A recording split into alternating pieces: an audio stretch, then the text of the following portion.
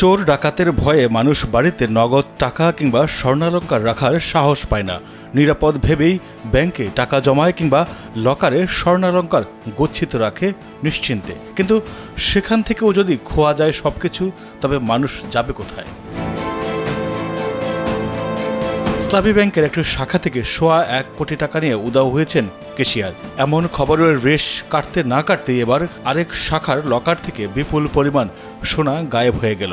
এতে করে দুশ্চিন্তার ভাঁজ এখন গ্রাহকদের কপালে। চট্টগ্রামের চকবাজার শাখায় ইসলামী ব্যাংকের লকার থেকে 149 ভরি সোনার গহনা হাওয়া। বর্তমানে এক ভরি সোনার বাজার মূল্য 1,17,000 টাকারও বেশি। সেই হিসেবে খোয়া যাওয়া সোনার দাম প্রায় $2.25 কোটি টাকা। স্যান্ডেলিনা সো, রূপচর্চায় আভিজাত্য। তবে সোনার মালিকের দাবি, এসব সোনা ব্যাংকের কর্মকর্তা কর্মচারীরাই সরিয়ে ফেলেছেন, যা নতুন করে আলোচনার জন্ম দিয়েছে।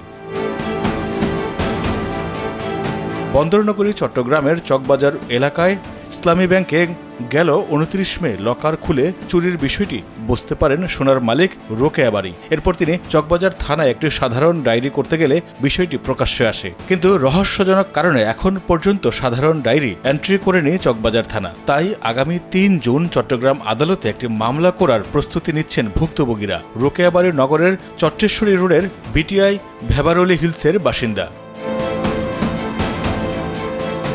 চুরি হওয়া 149 ভরি সোনার মধ্যে রয়েছে 40 পিস হাতের চুড়ি, যার ওজন 60 ভরি, গলা ও কানের 4টি জড়োয়া সেট, যার ওজন 25 ভরি, 10 ভরি ওজনের একটি গলার সেট, 7টি গলার চেইন, যার ওজন 28 ভরি, 4টি আংটি, যার ওজন 15 ভরি, 30 জোড়া কানের দুল, যার ওজন 11 ভরি।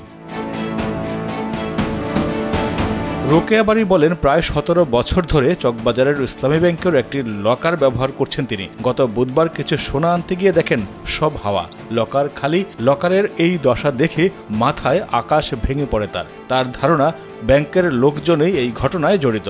প্রশ্ন রাখেন, ব্যাংক যদি নিরাপদ না হয় তবে গ্রাহক যাবে কোথায়?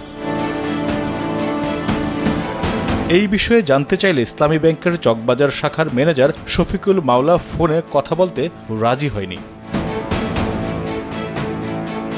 সোনা খোয়া যাওয়ার বিষয়ে চকবাজার থানার ওসি ওয়ালিউদ্দিন আকবরের সাথে বারবার যোগাযোগের চেষ্টা করা হলেও তাকে পাওয়া যায়নি। সম্প্রতি বগুড়ার আদমদিঘি উপজেলায় চাপাপুর ইসলামী ব্যাংক এজেন্ট শাখা থেকে গ্রাহকের 1,20 লাখ টাকা নিয়ে উধাও হন কেশিয়ার সুজন রহমান ও তার পরিবার। মাইদুর রহমান রুবেল, কালবেলা।